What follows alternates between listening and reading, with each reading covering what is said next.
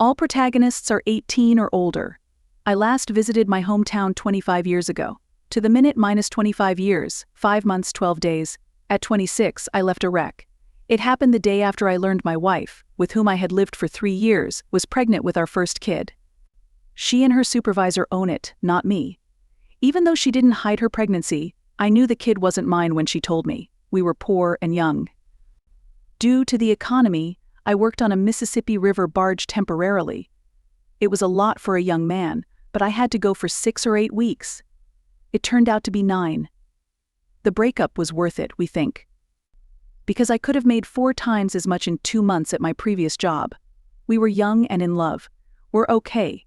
After nearly 2 weeks of self-control, my wife began making out with her supervisor, David Hollister. She was one of 3 administrative assistants for his insurance company.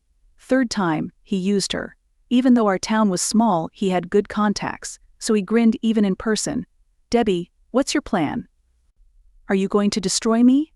Will you sue me? I'm not married, you can't afford lawyers, and the local judge is my brother-in-law." He fired her and provided $1,000 severance the next day.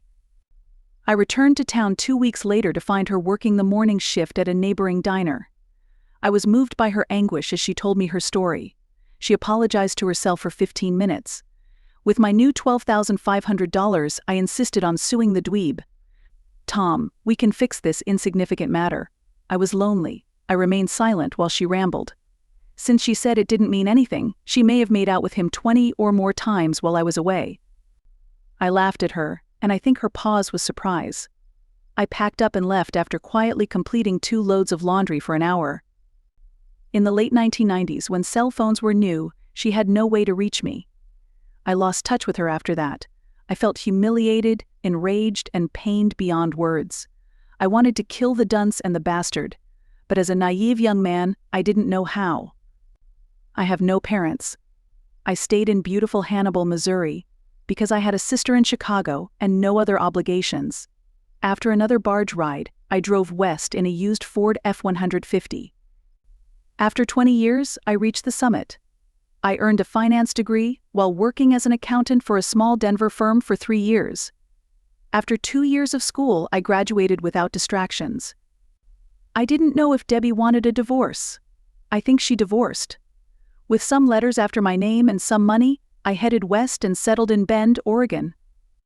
Even though I didn't know anyone there, I opted to reset there after some investigation. I loved golfing, mountain biking, and skiing in summer and winter. I also believed Hannibal to Bend was not a major migration route. In order to erase my history and start over, I started as a one-man investing brokerage but had 3 associates and 2 secretaries by age 10. With $200,000 annually, my world thrived, my social life blossomed, and I could date any time I wanted. Since Debbie's deceit haunted me, I never considered marriage. Co-workers questioned me why I wasn't more connected with my family, but I didn't explain. I said not for me and shrugged. Deb has crossed my mind over the years. Ideas kept coming to me. 2 years of dating led to 3 years of marriage.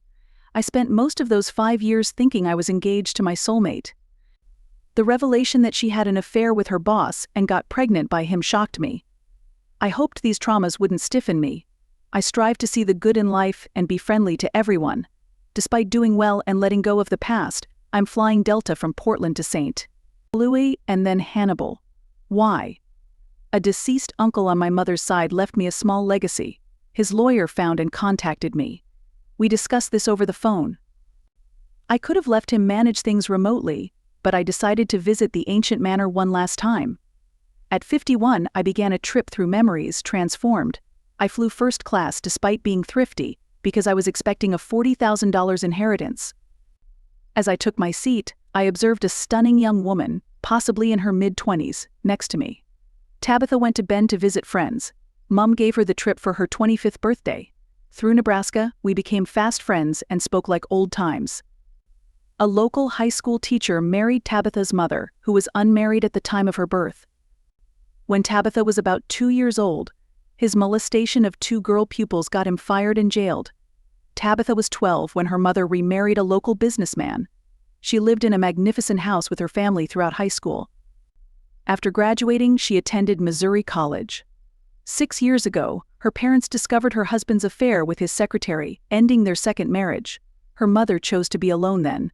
During our wine and conversation, she said she worked in St. Louis after graduating in accounting. At least once a month she spent the weekend with her parents. She loved her mom, but she thought she was crazy. Tabitha didn't learn how to be in a stable, loving relationship from her mother, who didn't understand men. Something in her eyes caught my attention while we spoke, but I couldn't pinpoint it, so I ignored it. When she asked about my background, I told her everything except for my brief marriage and divorce. I didn't want to talk about it with anyone, especially a young woman I met on the plane who was half my age. She seemed content with my message and not interested in further discussion. As we approached Kansas City in our final hour of flight, I learned that Tabitha and her father were having problems. She held me closely while we talked despite the limited amount of drink we had. Too much, and she was flirting. I think she asked about my absence of an engagement ring to evaluate my interest in her. That young woman trying to lure me was pretty. I'm in good health and have a good social life, but what 25-year-old would want a father figure? Tabitha offered to hold my hand and stated that she had a few more days off before returning to work. She offered to take me to Hannibal. She may visit her mom unexpectedly and show me her renovated homeland. I've always remembered I might be an outcast, but I certainly am not naive.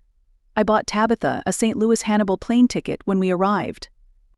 I sat her near me on the plane. This tiny plane had no first-class seats and a 40-minute ride. The cabin lights were dimmed at takeoff. Our flight was late at night. At that moment, Tabitha kissed me. Despite not crackling, the kiss was hot. Tabitha smiled and purred in my ear. "Oh my. Dad has a huge issue. Help would be highly appreciated," I muttered. "If you continue to behave badly, I will have to punish you when we arrive." "Young lady," she muttered, "of course, I hope so." I could feel her heat. Landed in 20 minutes. I booked a wonderful VRBO in the downtown with a Mississippi River view. It was too late to call her mom, and neither of us wanted to go. Tabitha remained the night at my house and agreed to call her mom tomorrow while I was with the lawyer. I never intended to meet her parents, and we both knew that. Tabitha knew she should be restrained, but she wasn't prepared for her mother's rage at her brief affair with an older man. It took a minute to press Tabitha against the wall, with one hand holding her wrists over her head once we entered. I was right, she had the perfect 34s. She drew back from the kiss and demanded a shower. I thought it was sensible as we drove for over 7 hours. I offered to rub her back, but she smirked cruelly and ordered me to wait while she got ready to please her dad. Could I last the night with this young vixen? Who the hell was she? For the deep tub, I let her use the master bedroom's bathroom, showering in the guest room. As expected from Tabitha, she spoke in the cutest childish voice while leaning against the doorframe. "I misbehaved badly, son." "What were you doing, darling?" I thought my head would burst. "Tabitha, that's mischievous. Dad's plan for you." While swaying, she approached me with an alluring voice. "Bad girls should be spanked, Daddy," sliding into my lap. With my left hand. I took her by the shoulders and circled her short, blonde hair with my forearm. Slap. "Oh, slap it hard." The next 3 followed closely. "Dad, I'm sorry for cheating and teasing. I owe you a lot." "Dad, let me make atonement by being a lovely girl." "Slap it hard." Several hard hits. "How will you win me back, darling?" "Cheaters must be punished." I snarled. Moving away from the bed's edge, I'm about to use her. "Daddy, I beg you," she said. My grip on her loosened. We rested and sipped water. After showering, we dressed and went to breakfast. After breakfast on Saturday, she called her mom since she wouldn't be at work. Eric Hodges, my uncle's estate lawyer, agreed to meet with me on Saturday at 10 a.m. because our case will take an hour and he will be paid $5,000 for closing the inheritance. Tabitha and I will have dinner and drinks after work. She told her parents she was meeting a guy without revealing our status. She proposed meeting at this place, but told me it might be busy, so I should make a reservation. We'll spend the night at home. While she visits her parents, I'll return to the airport in the morning. I offered to buy her an airline ticket to St. Louis, but she thought her mom would take Monday off and bring her home. We prepared. Tabitha gently kissed my lips as we parted. She whispered to her father about their rendezvous, excited. Ugh, I thought. Thank goodness it was a weekend. If that had happened, I might never have recovered. I found Hodge's office with the app. This prominent city center location makes it ideal for shopping and dining. I parked around the corner and entered his office at 10 minutes before the hour. He smiled and shook my hand with enthusiasm. We talked about everything and nothing for a few minutes. I told him I lived here years ago when he asked about my family tree. In addition to the necessary details, I hid my background. We found everything simple once we got down to it. My uncles may avoid several formalities. Hodges copied my driver's license for his file cabinet several times. He read the will aloud.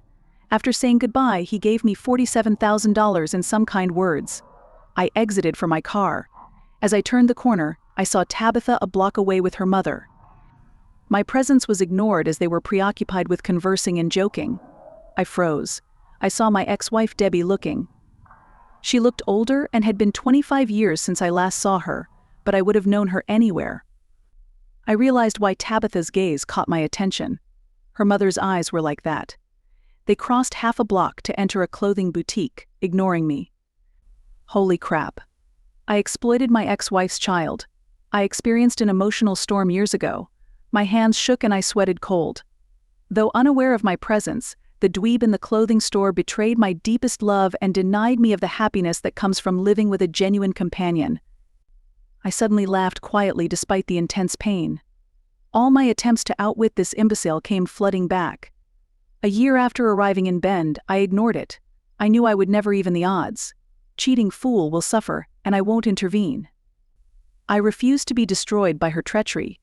If I have to give up hope of retribution, I will be okay, despite the pain. I became increasingly amused as I thought about it. People on the street may have wondered what was so funny. I giggled as I put my head against my car to catch my breath. I realized my laughter was in anticipation, not relief. I realized my Debbie-ness and gallantry were lacking. I wasn't going to wake up dozing dogs, but I'll take advantage of this. A more seasoned man could have responded differently. A good guy would eventually let go of the past. Not I. It was then that I realized I needed revenge. Regrettably, I dread injuring Tabitha. Which I would rather avoid. I want to be kind to her, not her fault. But hurting my ex was my goal. After crossing the street, I waited 4 homes away to avoid the apparel business. I met them as they emerged. The next 5 minutes were fun, but not Hallmark-worthy. Salutations, Tabitha. Oh, Tabitha, shouting, I waved my hand. I saw her look up, little mortified. We decided against meeting her mom.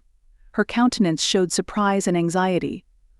Debbie initially gave me the look we would give a stranger who was a friend of her kid. As I smiled and drew forward, Debbie's curiosity turned to perplexity, recognition, and disbelief. Tabitha was humiliated as her index finger sped up to her mouth as she yelled, "Mom, do you know him?" Before she could intervene, I spoke. "Hello, Debbie. Hi, long time. So lovely. Tom, I don't get your purpose.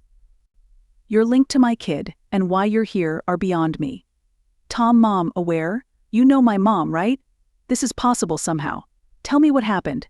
It was clear they were confused. Ladies, I'll try to clarify. Name Tabitha. You'll start. Just 5 minutes ago, I had no idea your mom was my cheating, lying ex-wife. I got married here a long time ago, but we didn't mention it on the flight last night. Debbie can participate by interrupting me. No? Okay, I'll continue. Tabitha, your mother, was my only love. Our love was limitless when we were young and poor, working with what I have. A river barge work kept me gone for 9 weeks. Before I left, we knew it would be hard, but our love was strong and we knew we could conquer anything. I thought about Debbie and how to get back to her for 2 months on that boat. Getting my money and going home made me joyful. We may start our relationship. When my faithful wife told me she was carrying an illegitimate child, I was incredulous. During our talk, I learned she had sexual contact with her supervisor, your dad David Hollister, within 2 weeks. These statements shocked both ladies, who yelled. My mistake, I said. Debbie, have you told your daughter her biological father? This is unfortunate. Maybe her dad's difficulties show themselves when she makes love. I worried Debbie would faint. Regardless, my mother's indiscretion with her job ruined our relationship and my future in weeks. After he offered $1,000 to go and remain silent, she didn't comply. My emotional and mental health suffered after leaving the city, and it took nearly 5 years to rebuild my life. Address your question. Debbie, I'll respond. I returned to the city since my uncle resided there. He left me a small cash after his death. I decided to visit my hometown one last time to complete my inheritance. I had no idea you were still here, so I didn't try to find you. Why should I want to be with an egotistical idiot who ignored my feelings and our relationship?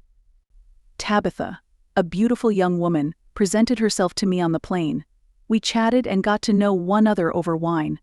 She refused to identify her mother or your name. As noted, we had a great time. I wonder whether this is related to her yearning for a caring father. In the evening we went to Hannibal, where she stayed with me. It was amazing. I don't remember seeing you make love so passionately. We've made love at least 8 times, although I'm not sure. How much does your daughter like being a tool? Tabitha was red and furious. Debbie was depressed and crying. Nearly finished. I looked at Tabitha again.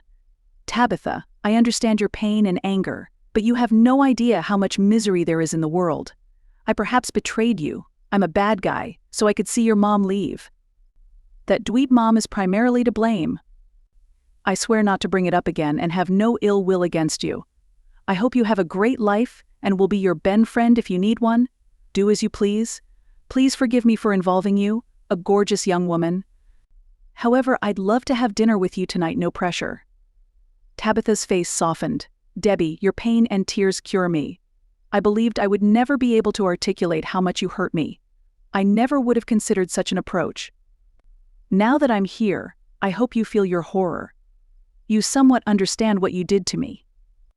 That anguish coming from your face must be unbearable. Your daughter is a beautiful young woman and a good bedroom partner. I hope you remember how I used it last night forever. So long. Hearing Debbie cry, I turned and left, feeling lighter. My cell phone rang afterward. Dad, will you still eat dinner with me? Yelling at my mom was mischievous.